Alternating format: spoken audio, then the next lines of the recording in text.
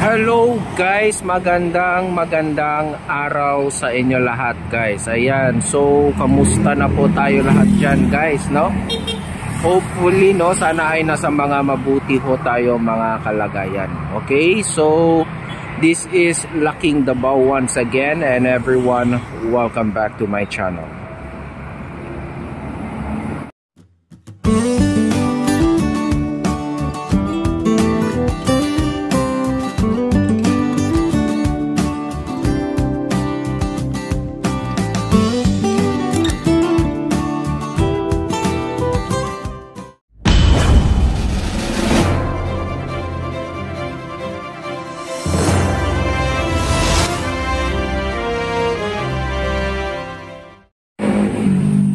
Hello guys, magandang araw sa inyo. Ayan, so guys, we are here again in CP, along the CP Garcia Highway, no?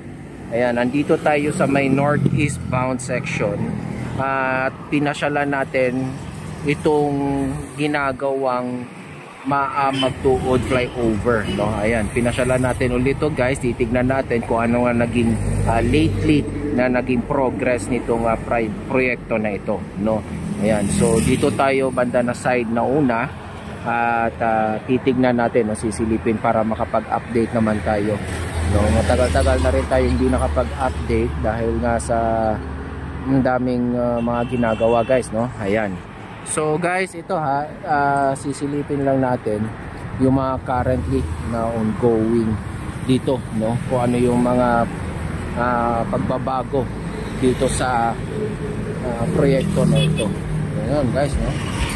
So we can see it here guys, no, na meron ng portion na naisemento na, no?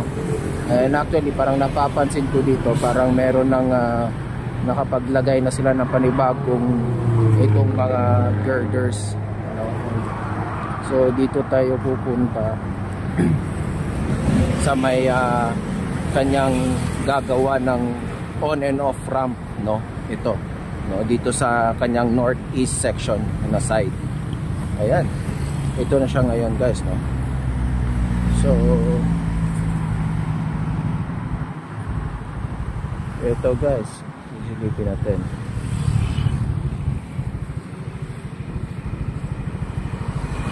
This CP Garcia Highway guys, no, is napapansin ko talaga, no, paunti-unting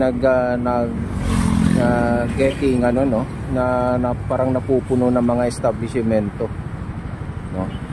Ayan, ang kagandahan nito ngayon guys, kapag nagawa na yung ating Davao City Bypass Road at pwede na doon na madaanan, ang laking tulong nun dahil mawawala dito sa CP Garcia Highway yung dumadaan ng mga malalaking truck, no? Kasi doon na sila idadaan sa Davao City Bypass Road, no? It's either if they're going to the south or going to the north, no? Ayan, so ito guys, punta tayo doon banda para makita natin yung progress nitong tulay na ginagawa. Let's go guys. Ayan guys, no, so nandito tayo sa kanyang first pier, no, dito sa may northeast side section, no. Nakapagbuhos na kasi dito sila sa deck dito guys, no. Ayan, I think they are now preparing para maglagay dito yung sa mga yung kanyang sa side railings guys, no. Ayan, alam ko kasi para yan sa ano And ayun nga, no, ito yung naging progress nila dito ngayon guys. Dahil kung natatandaan nyo, yung huling vlog pa natin na nakaraang buwan pa ay hanggang dito pa lang, no, yung merong girder. Ngayon ay nakapagdagdag sila ng dalawang pier, no. Ayan, so meron na. Ayan, nagtutuloy-tuloy na. And I think they are also preparing para sa ikatatlo, no? Meron ng mga naka-prepare na mga cranes doon, guys, no? Ayan. So, baka anytime soon, no, maglalagay na naman sila ng girder dyan. Ayan, kasi para maayayos na nila yung sa ibabaw at alam ko magkakaroon pa yan ng parang ano guys, no, parang yung tatakpan nga ng parang ano nga tawag dyan, yung parang yung yero, no, yung sheet na nilalagay para makapag-rebar, and then bubuhusan na ngayon ng semento, no? At dahil meron pa yung abangan ng mga may ano pa yan may curing stage pa yan, guys, no? So yun, medyo malaki-laki na rin yung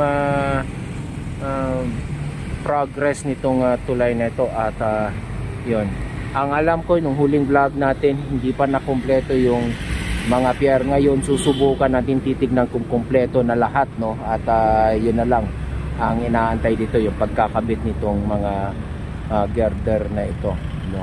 Ayan, I think here they are now preparing here for the widening, guys, oh. Kasi merong parang indication ng parang clearing dito, no? Parang nag-i-start na mag-grader dito. Kaya lang itong mga poste na naman, ito na naman yung ating problema, no? Yan talaga yung isa sa mga problema, yung sa mga ginagawa dito, especially here in Davao, dahil lang sa dami ng ginagawang mga widening, no? Okay na sana, lumuwag nga, kaya lang parang wala ring silbi yung mga ipinag-widen, dahil yung mga poste ng mga, hindi ko naman nilalahat ng ng sa Davao Light, pero meron din namang mga poste na katulad ng para sa mga telcos, nakatiwangwang, no? Nakatirik pa rin sa gitna ng daan. Yan yung problema, no? Ayan, sana magawa ng action yan, no? Ayan. So ito, guys,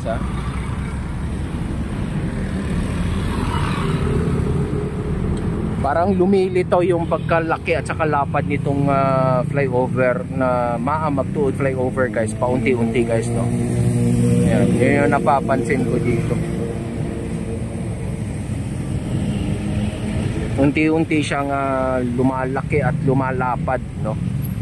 Nung dati yung mga nakatirik pa lang, yung mga pier pa lang, parang akalain mong hindi masyado ganun kalapad tong flyover na ito. Pero ngayon yung nagkaroon na ng mga ganito, tapos maglalagay pa sila nitong mga parang yan, no? Unti-unti nang lumalapad tong flyover na ito. So yun, guys, so aabante na naman tayo. Titignan natin tong mga bagong lagay na mga girders, guys. Let's go, guys. Ito tayo, guys, no? So this is, you know, galing sa first and second pier, no? Nakapaglagay na sila ng girder dito galing sa second pier up to third, no? At meron na rin yung coming from the third to fourth pier, no? Ayan. Yeah, so I think they are now preparing for the para dire-diretso hanggang dun sa 5th pier, no? Ayan. Ayan. May mga cranes na kasi din doon, guys, no? Baka anytime soon ikabit na nila yung mga girders dyan. Ayan. Ito, guys, no? Ayan. Malaki siya talaga, malaki yung kanyang flyover, guys.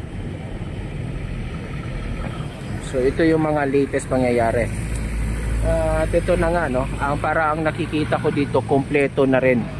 Yung lahat ng pier ay okay na, no? Ayan.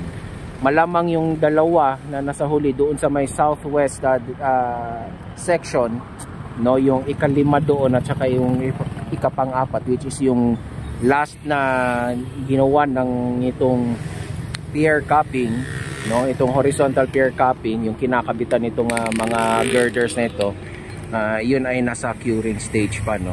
So yun yung mga possible dyan. Yan yung pinakahuli na malalagyan at makakabitan itong mga piers, itong mga girder na ito. Ayan, guys, no? So ayan. So sana hopefully, no, matapos itong project na ito. by next year, no? Sana alam ko delayed na tong project na ito. Supposed to be dapat matatapos to ngayong taon na to, pero alam ko, no, na-mention ko yata yan before on my last vlog na parang na ano na yan ni Mr. Dean Ortiz, no, ng ating dito sa DPWH 11. No, humingi na sila ng parang ano dyan kasi nga dahil sa meron ng delay. Ito nga yung isa sa mga naka-delay, guys, no, kasi yung inaantay nila kung papaano to itong mga poste ito, kasi katulad nito, madali lang naman sana yan, no? Meron naman mga poste na nailagay. Ito na yung probably for the replacement nito mga poste nito. Kaya lang, ayan na naman, no? Nakatenga na naman dyan. Yun yung problema dito sa mga nagkakabit nitong mga poste. Papichi-pichi yung trabaho nila, no? Magdadala sila ng poste, tapos ilalagay nila dyan. Buti na naman ng ilang buwan yan bago maitirik yung mga poste na yan. Tapos mag-aantay na naman ng ilang buwan para maitanggal yung mga kable na ito. Yan yung problema sa kanila, no? And guys, hindi yan problema ng ng contractor ng gumagawa ng flyover, guys, ha? Ibang contractor yan. That will be on it's either from the private sector like the telcos or the Davao Light, no? Ayan. Yung iba kasi parang ang sinisisi na lang lagi is itong contractor, no, na yung gumagawa. Hindi ho, no, actually sila, kung wala lang sana itong mga ito, siguro baka nagtuloy-tuloy yung kanilang proyekto, no, tuloy-tuloy yung kanilang trabaho, no. Ganun talaga pagka so they have to cease, no, the ongoing works kasi nga tatama na sila doon sa mga kable, no. Ayan. So yun, hopefully, no, magawa ng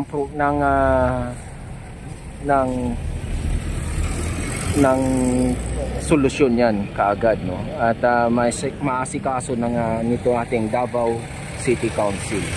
Ayan, so lipat na tayo doon sa may southwest section, guys, ng flyover na ito, at titignan na natin yung area na nandoon, guys, no. Yung doon na area kasi, guys, alam natin, di ba, yung dito sa may sa side na sa kabilang side ay nag-uumpisa na sila talaga mag-widening dyan, no. Hopefully lang, sana ito, hindi ko pa alam, ito na ng mga before sana makapag-concrete, no, yung ating itong DPWH or kung sino tong contractor na gagawa sa widening, sana ngayon pa lang gawain na rin ng DCWD or kung ano man yung kanilang dapat gawain, no. Baka kasi na naman kung kailan na nai-widen na ito at nakapagsemento na yung mga taga DPWH at naiayos na, tsaka na naman nila sisirain para ayusin yung kanilang mga tubo nila dyan. Hindi pa nila gawain ngayon hanggang wala, para isang trabaho na lang yung mga taga DPWH, no.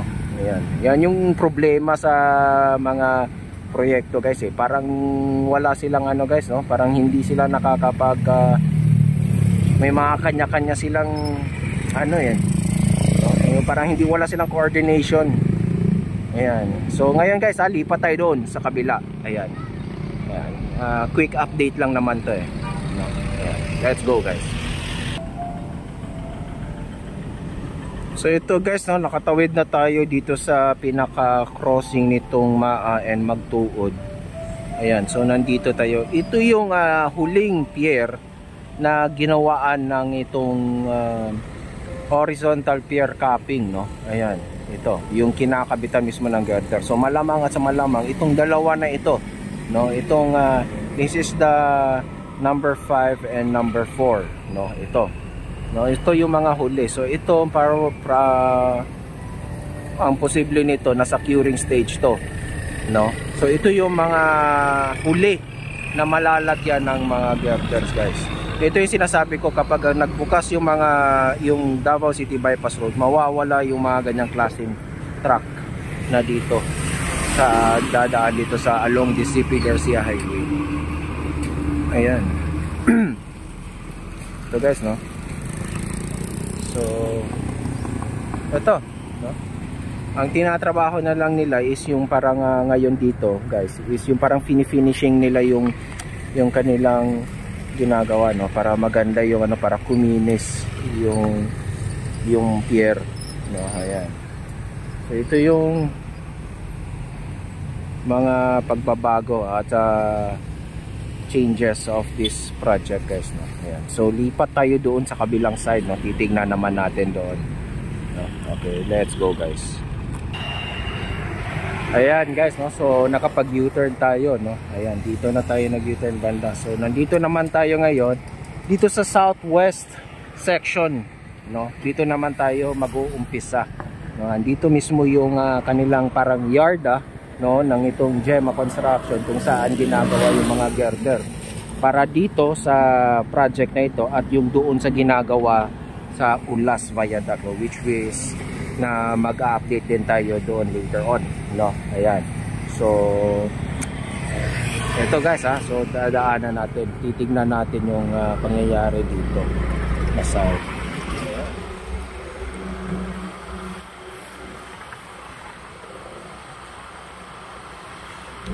Dito medyo maluwag-luwag na, at dahil nakapag-umpisa na nga sila dito mag-widen, guys, no. Ayan. So ito na yung lately ngayon, no. So yung dito na area, possible ito yung magiging on and off ramp, no. Ito yung natatambakan ng lupa, no. Ayan. Hanggang doon.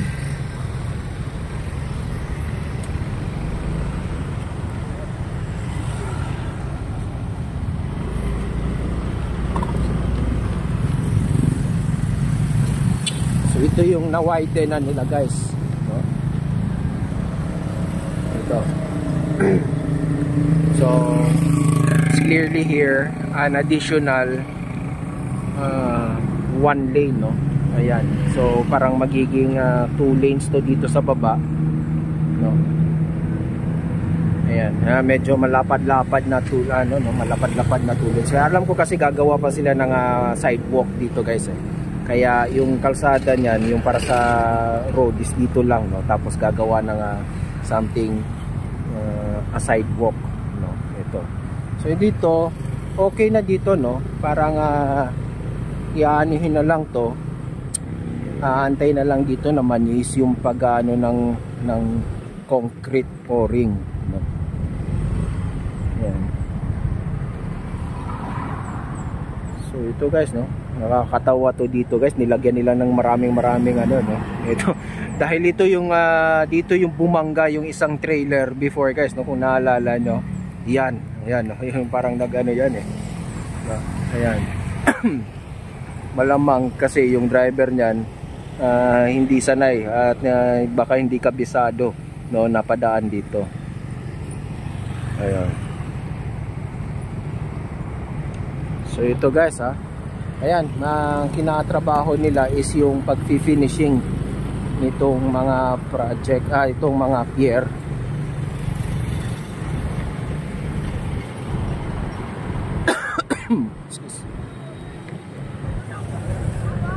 So ito, ayan sila, guys, no. Yung mga nagtatrabaho para mag-finishing ng ano, ayan. So yan yung currently na ongoing ngayon dito. Yan. So when these piers is finally cured, no, soon, yan, makakapaglagay na sila dito ng girders, guys. Ito yung nilapara na daan, no?